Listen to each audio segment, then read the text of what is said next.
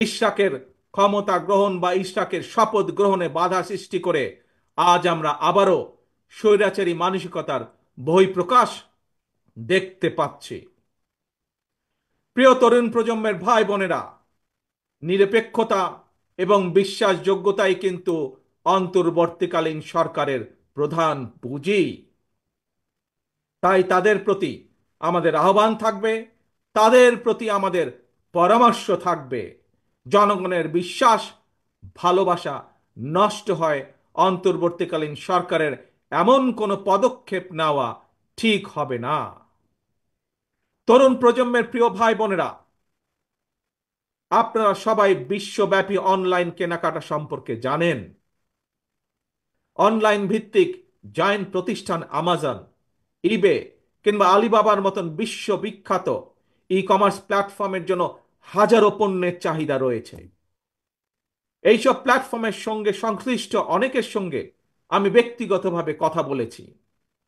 বিশ্ববিখ্যাত এই সকল ই কমার্স প্ল্যাটফর্মের চাহিদা অনুযায়ী আমাদের বাংলাদেশে অনেক পণ্য তৈরির সুযোগ রয়েছে।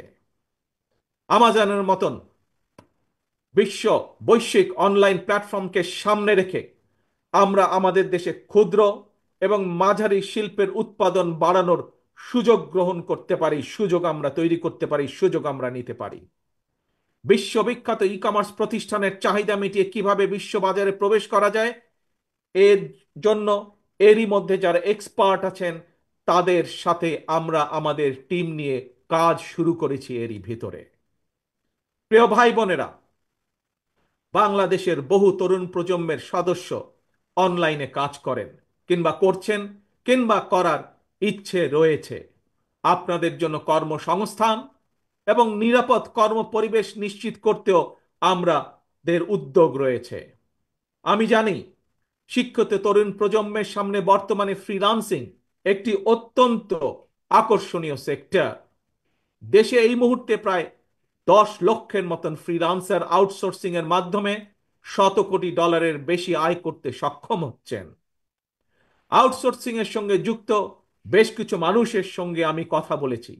তারা জানিয়েছেন লেনদেনের জন্য বাংলাদেশে পেপাল, ওয়াইজ বা স্ট্রাইপের মতন আন্তর্জাতিক গেটওয়ে প্রতিষ্ঠান ব্যবহারের সুযোগ না থাকায় তাদের অর্জিত যে অর্থ সেটি দেশে আনা কষ্টকর হয়ে পড়ে।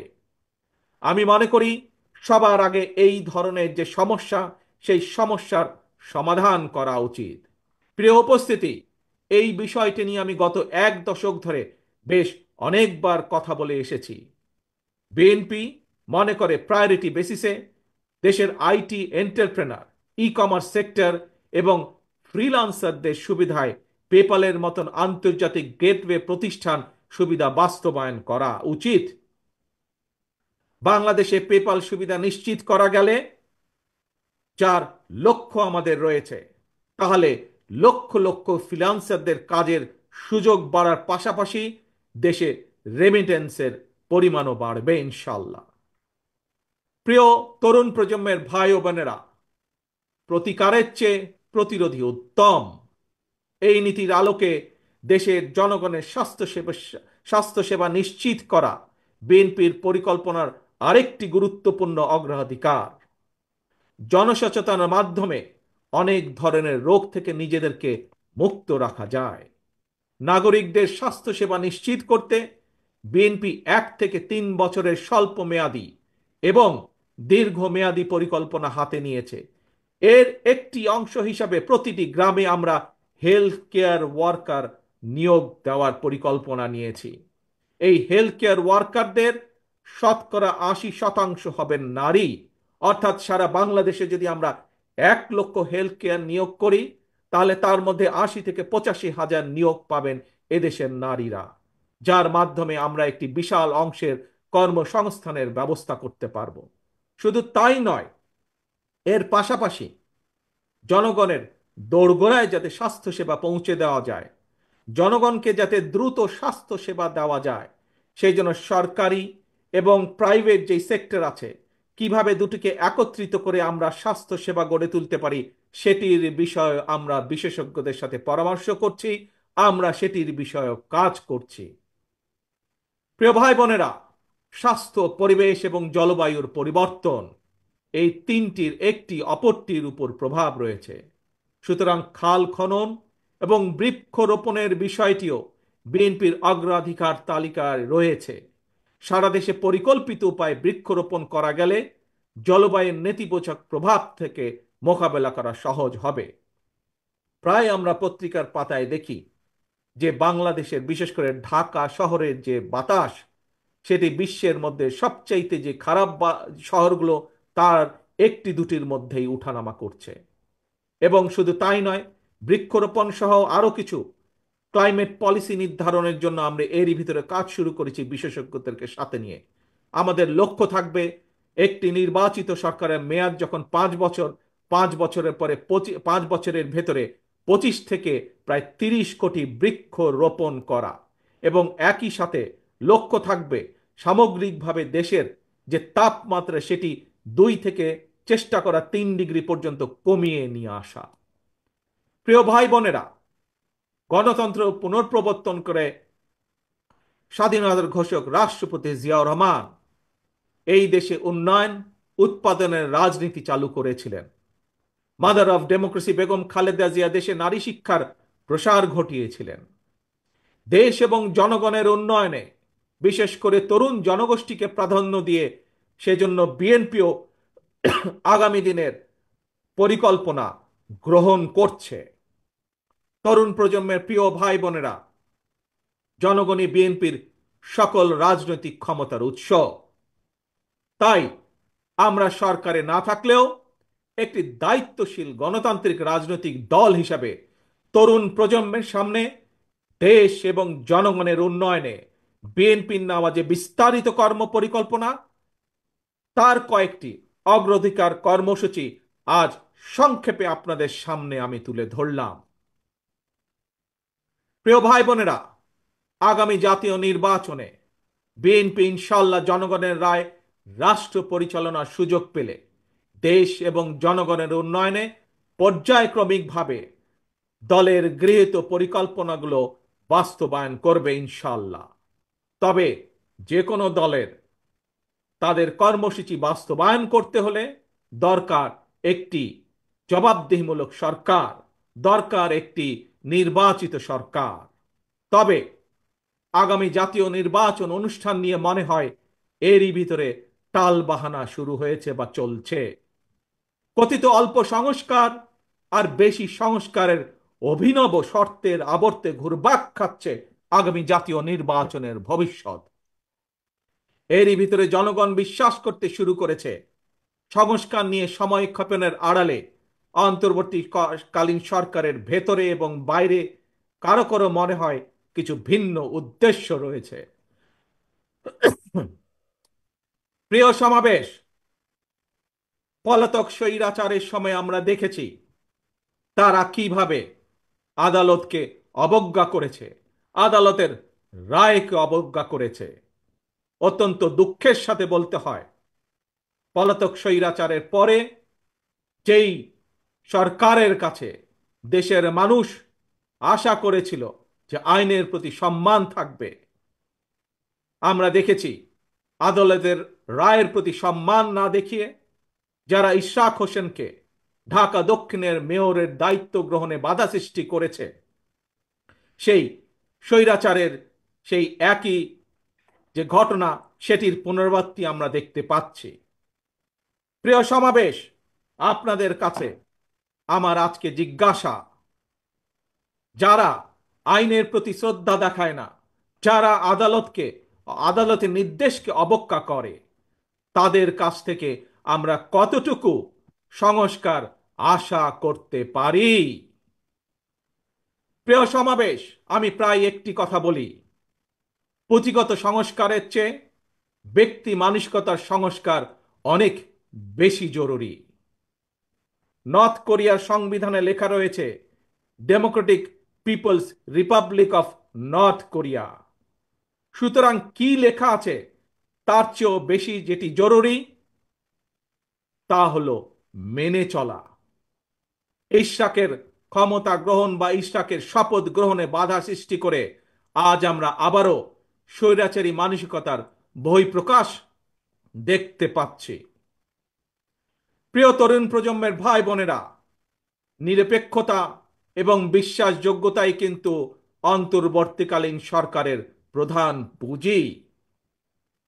তাই তাদের প্রতি আমাদের আহ্বান থাকবে, তাদের প্রতি আমাদের পরামর্শ থাকবে। জনগণের বিশ্বাস, ভালোবাসা নষ্ট হয় অন্তর্বর্তীকালীন সরকারের এমন কোনো পদক্ষেপ নেওয়া ঠিক হবে না। একই সাথে অন্তর্বর্তীকালীন সরকারের প্রতি আবারও আহ্বান জানিয়ে বলতে চাই, গণতান্ত্রিক আমি জনগণ এবং গণতন্ত্রের পক্ষের রাজনৈতিক দলগুলোকে দয়া করে প্রতিপক্ষ বানাবেন না। যদি আপনাদের কেউ রাষ্ট্র পরিচালনায় থাকতে চায়, তাহলে সরকার থেকে পদত্যাগ করে জনগণের কাতারে আসুন, নির্বাচন করুন। যদি ভবিষ্যতে নির্বাচনে জনগণের রায় পান, তাহলে আবার সরকারের দায়িত্ব গ্রহণ করুন। প্রিয় তরুণ প্রজন্মের ভাই বোনেরা, গত 1.5 দশকে ভোটার তালিকায় প্রায় 3.5 কোটি ভোটার সংযুক্ত হয়েছেন, নতুন ভোটার সংযুক্ত হয়েছেন। এই নতুন ভোটাররা আজ পর্যন্ত একটি জাতীয় নির্বাচনেও ভোট দিয়ে তাদের নিজের পছন্দের প্রার্থীকে জনপ্রতিনিধি নির্বাচিত করার সুযোগ পায়নি। পতিত পরাজিত পলাতক স্বৈরাচারের কাছে মানুষের অধিকার প্রতিষ্ঠা কিংবা নির্বাচন কোনো গুরুত্বপূর্ণ কিছু ছিল না। সুতরাং সংস্কার ইস্যুর পাশাপাশি জাতীয় নির্বাচন অনুষ্ঠানের জন্য অন্তর্বর্তীকালীন সরকারের দৃশ্যমান প্রস্তুতি নেওয়া উচিত বলে আমরা বিশ্বাস করি বা আমরা মনে করি। প্রিয় সমাবেশ, অতীতে বিভিন্ন সময় এই বাংলাদেশে তত্ত্বাবধায়ক সরকার নিরপেক্ষ নির্বাচন অনুষ্ঠিত করেছে এবং প্রত্যেকটি ক্ষেত্রে আমরা দেখেছি তত্ত্বাবধায়ক সরকার 3 মাসের মধ্যেই সফলভাবে জাতীয় নির্বাচন অনুষ্ঠান সম্পন্ন করেছে। সুতরাং অতীতেই বাংলাদেশেই রেকর্ড রয়েছে 3 মাসের মধ্যে জাতীয় নির্বাচন অনুষ্ঠিত করা সম্ভব। কিন্তু আজ আমরা দেখছি 10 মাস পার হয়ে গেল, অন্তর্বর্তীকালীন সরকার নির্বাচনের দিনক্ষণ ঘোষণা করছে না। আমরা ফ্যাসিবাদ মুক্ত বাংলাদেশে জনগণের সরাসরি ভোটে, জনগণের কাছে জবাবদিহিমূলক, জনগণের কাছে দায়বদ্ধ একটি সরকার দ্রুত দেখতে চায়।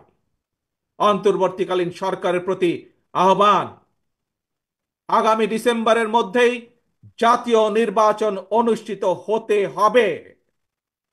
আবারও আমরা বলতে চাই, আগামী ডিসেম্বরের মধ্যেও জাতীয় নির্বাচন অনুষ্ঠিত হবে। নতুন প্রজন্মের প্রিয় ভাই বোনেরা, আজকের এই সমাবেশ, প্রিয় দেশবাসী, আগামী ডিসেম্বরের মধ্যে আপনারা জাতীয় নির্বাচন অনুষ্ঠান যাতে অনুষ্ঠিত হয় তার প্রস্তুতি নিতে শুরু করুন।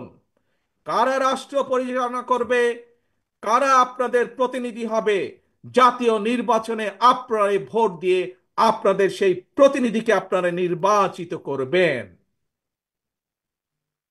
প্রিয় সমাবেশ,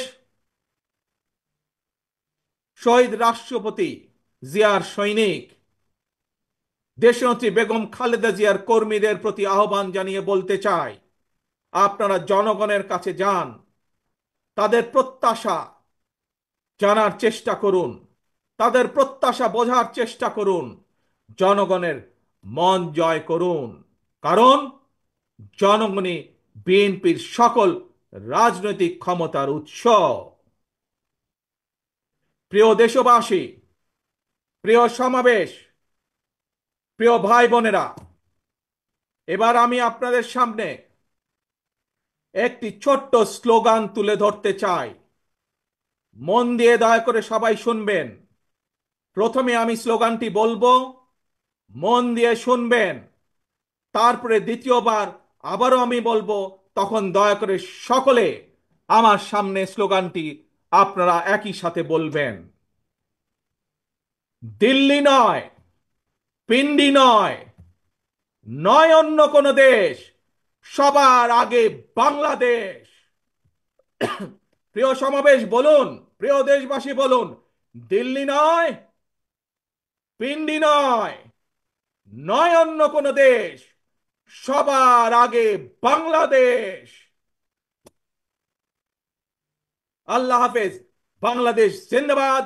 বাংলাদেশ জাতীয়তাবাদী দল জিন্দাবাদ।